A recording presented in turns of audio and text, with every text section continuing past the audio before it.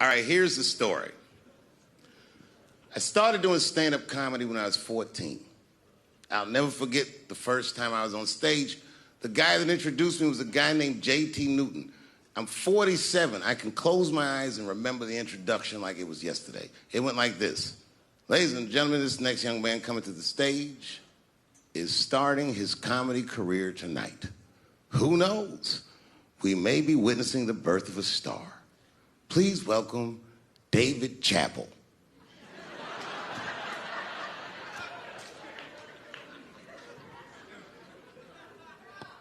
From the first time that I ever held a microphone, I was sure this was it.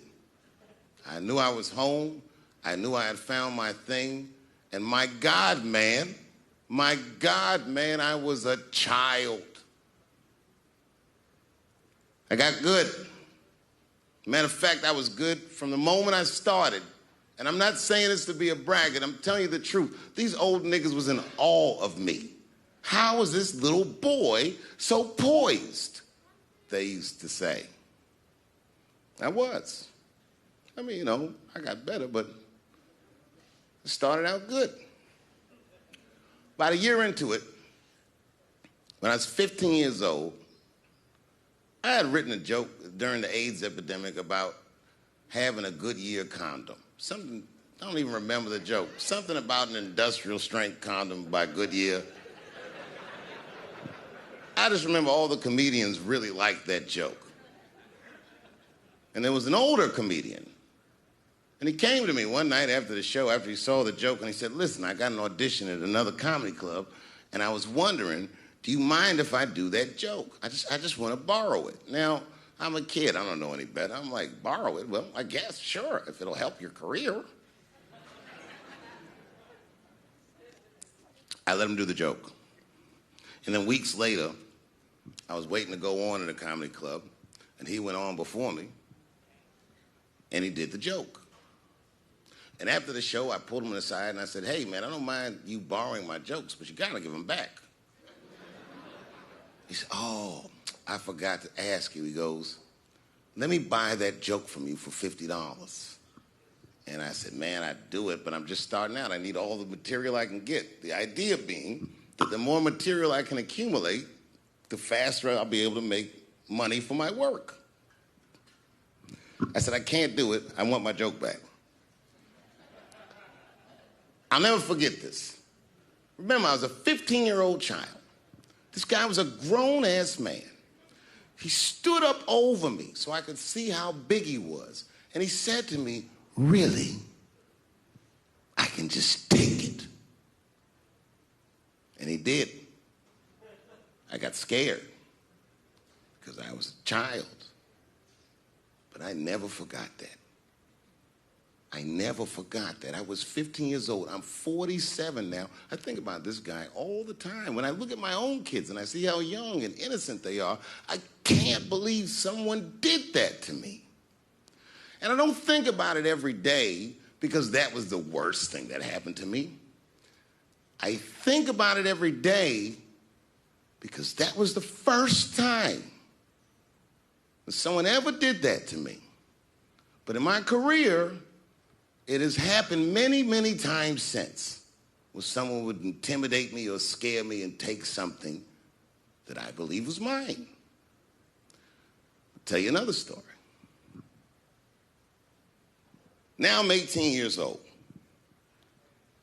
I'm living in New York City, and I just finished my first road tour, which was a very difficult tour. I'll spare you the details. Now I'm back in New York, but my rent is paid, thank God.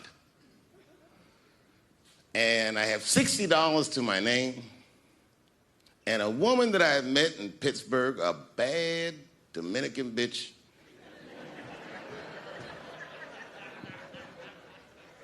was coming to New York. She was going to spend the weekend with me. I couldn't wait for her to get there. She was coming that evening. But remember, I only had $60 for a whole weekend to entertain a bad bitch. Now I'm walking through Greenwich Village, and I see something I've never seen before. 3-card Monte. You know what that is? Yeah, the guy had the whole thing. The table was set up, and he had the 3 cards, and the crowd was hooting and hollering, and he was like, find the red card, find the red card, and people were playing. Sometimes they win, sometimes they lose, but it was really exciting, and I'm standing there watching it, and I noticed while I'm watching them play this game that the red card, the one you're trying to find, had just a little bend on the corner. And I'm watching it, and I'm like, yo, this guy doesn't seem to know that red card is bent. I'm going to beat this motherfucker. And I walked up to the table, and I said, let me play a hand. And I put my last $60 on that table, and he starts to shuffle and find the red card, find the red card. And I kept watching that bent card go around the table, make sure I kept my eyes on that bent card. And when he stopped shuffling, and he said, find the red card, I pointed to it with confidence. Here it is right here. And he flipped it over, and it was black. And he took my money. I couldn't fucking believe that. How did this nigga do that? Was that magic or sorcery? I was confused. So you know what I did? I sat there, and I watched him for a real long time play the game. And I realized that all those people who was doing all that hooting and hollering and betting, my God, they were his friends. They were in on the whole thing. I felt so wronged. I felt so stupid. And then the next sucker came up to the table and was about to put his money down. And I said, fuck that, man. Don't put your money there. All these niggas is in on it. It's a trick. And when I said that, the guy that was dealing, and this motherfucker was huge, snatched me up by my collar. Feel how strong he was when he grabbed me. I was a skinny little guy. And he was gonna maul me. The only reason he didn't, I'm sure, is because he saw the fear in my face. And that fear, he looked at me. I saw his eyes go from hard to soft. He softened. Then he looked at me like the way a father would look at a child. And he said to me, young man, don't ever come between a man and his meal. I never forgot that either. Most niggas would have to run the streets for years to learn a lesson that profound. It took me 2 seconds. Never get between somebody and their paper. Taking a man's livelihood away from him is akin to killing him. Do you know why Prince, the famous rock star that was a friend of mine, do you know why he called himself the artist when he came back? He calls himself the artist because that's what they call us in our contracts. Oh, these contracts are crazy.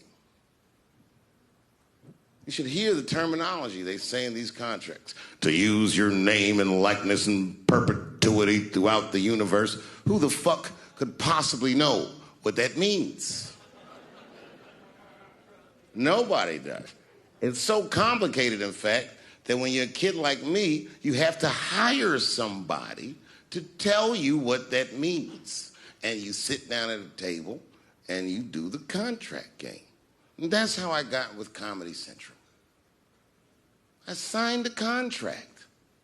But I signed the contract the way that a 28-year-old expectant father that was broke signs a contract. I was desperate. I needed a way out. And it wasn't good money and it wasn't good circumstances. But what else am I going to do, I said. And all these white people sitting at that table told me, trust us, Dave, it's a good contract. And I looked around the table and they all seemed to agree it was a good contract. But what if it was like that game of 3-card Monte? What if they were all friends and I didn't know it? And the bag of money was Iceberg's money in the first place. What was I talking about?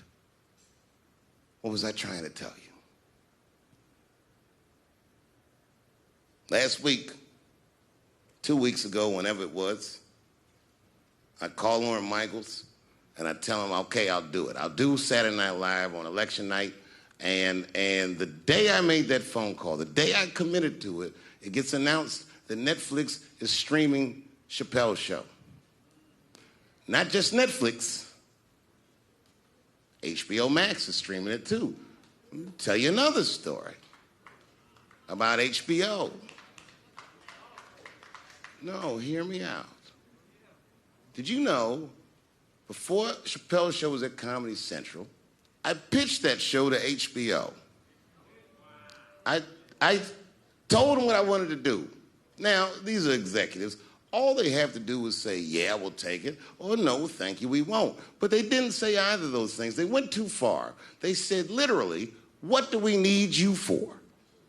That's what they told me, as they kicked me out of the office. What do we need you for? And here we are, all these years later, and they're streaming the very show that I was pitching to them. So I'm asking them, what do you need me for?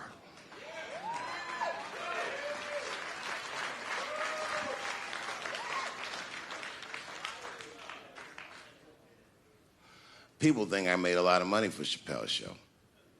When I left that show, I never got paid. They didn't have to pay me because I signed the contract. But is that right? I found out that these people were streaming my work, and they never had to ask me, or they never had to tell me. Perfectly legal because I signed the contract. But is that right? I didn't think so either. That's why I like working for Netflix. I like working for Netflix because when all those bad things happened to me, that company didn't even exist.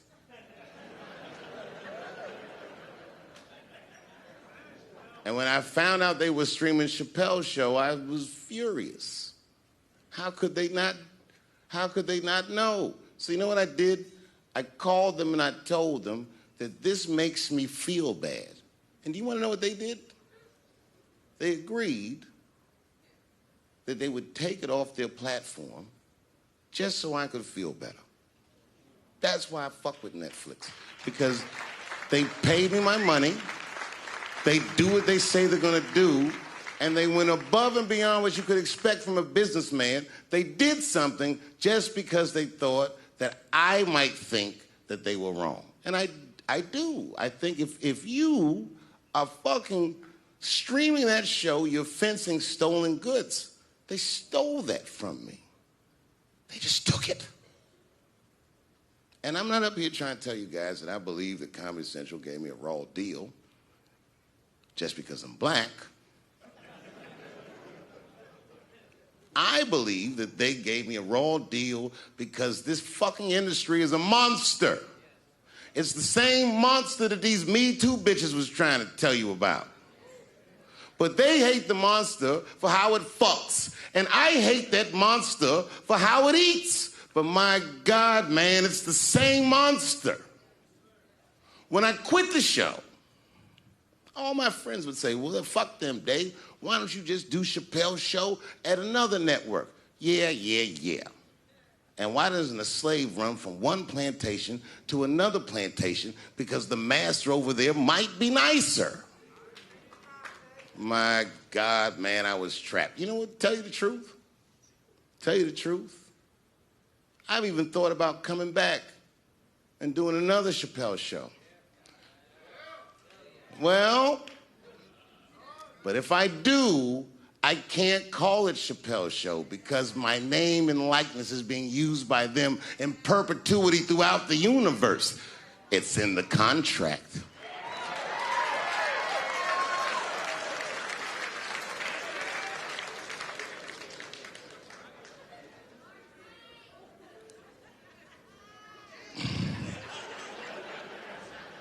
You're not supposed to do this in my business. I'm up here doing something that nobody else in this business has the balls to do. I'm telling you something that you need to know. I'm trying to explain to you what you're seeing. You don't understand what you're seeing. I am publicly flogging a network. And I know that this network niggas, they watching me and they saying, why are you doing this so publicly? Doesn't feel good to be flogged publicly. Oh, believe me, I know. I know exactly how that feels. When I quit my show, they said I was crazy. What was crazy about it? I just didn't want to do it anymore. They said I smoked crack. That's impossible. I was a devout Muslim. I didn't smoke or drink. But I do now, bitch, because you ruined my fucking life.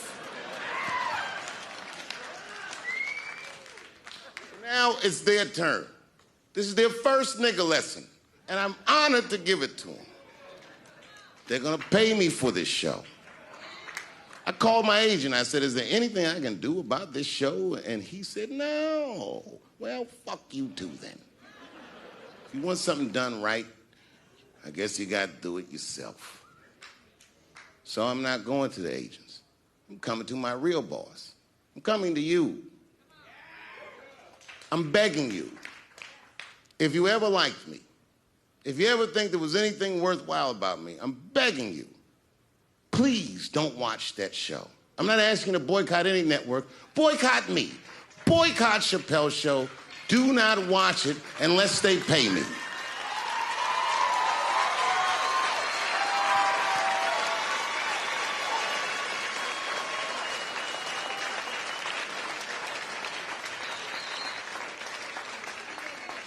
If you're a shareholder at Viacom, then I'm talking to you. Because all that shit that they do to us, well, they do everything for their shareholders. That's what they told me. So if you're a shareholder in that company, tell them it's wrong. And if you don't believe that it's wrong, then fuck you too. You should know what's in the hot dogs you eat. Now, there's probably a bunch of people at Comedy Central and Viacom and all these places that have no idea what I'm talking about. They've all either quit or been fired or got Me Too'd or something. Them niggas is gone. And there's a whole bunch of new young people there, and they're probably looking like, what is he talking about? They may not actually know what the fuck happened to me. So I'll tell you what I'm talking about. Go downstairs to your accounting department, open the books, see what that show made, and look at what you paid me. That's exactly what I'm talking about. You're going to pay me. I am inviting you to come with me and work with me, and let's fight against that terrible, terrible feeling that you made me feel together. We can fight together and work this thing with Chappelle's show out. Or I can just take it. Thank you.